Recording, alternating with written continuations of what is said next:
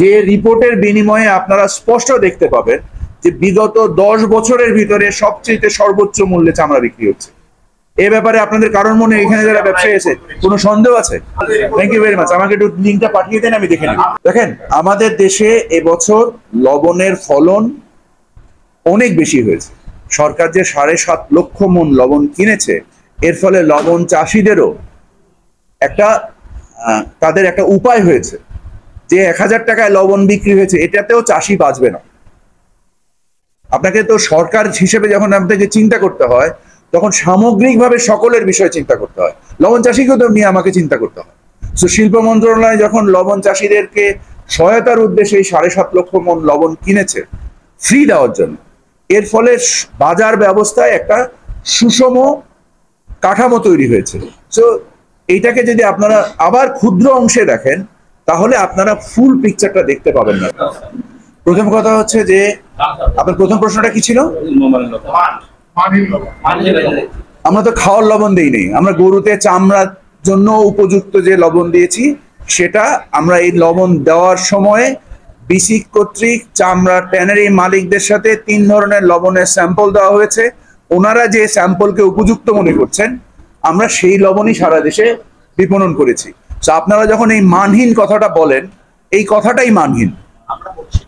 এবার যে বলেছেন, উনি যদি খাওয়ার উদ্দেশ্যে এই লবণের কথা বলে থাকেন, ওনার কথাটা তো আপনার উল্লেখ করার কোনো প্রয়োজনীয়তা আমি দেখি না। বিকজ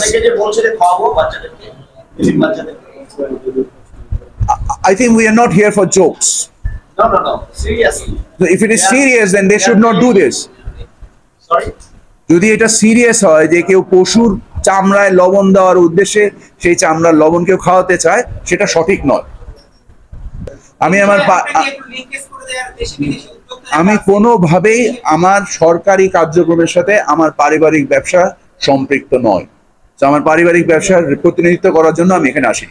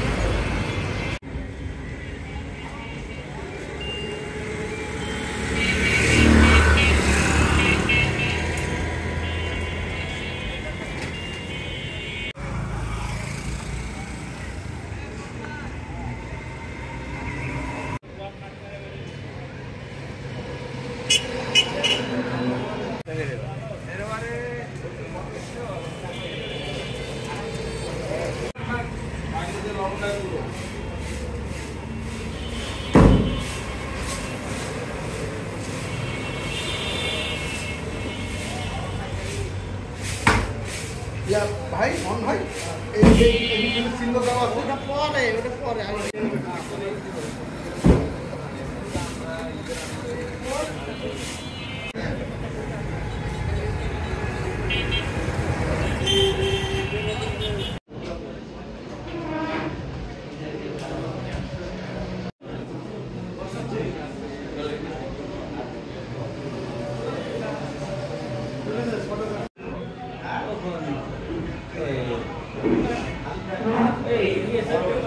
বাদ দেখে দিই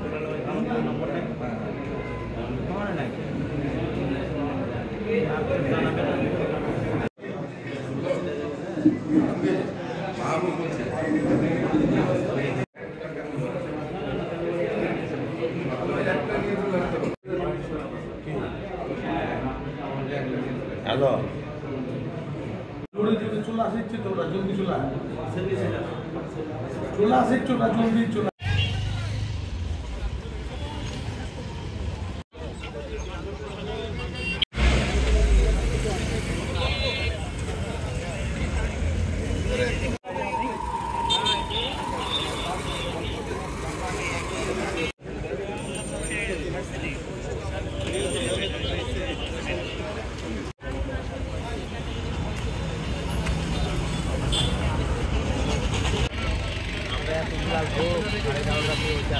আমরা 11 রাত থেকে না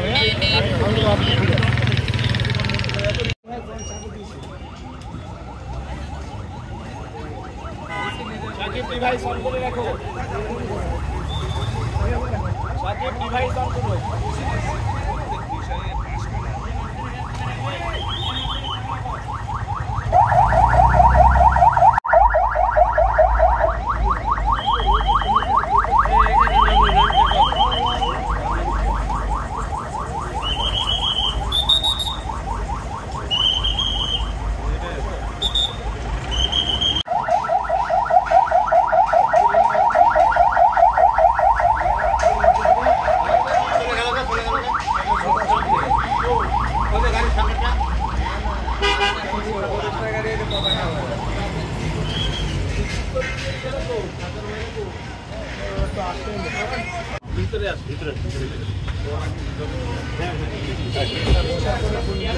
আসসালামু আলাইকুম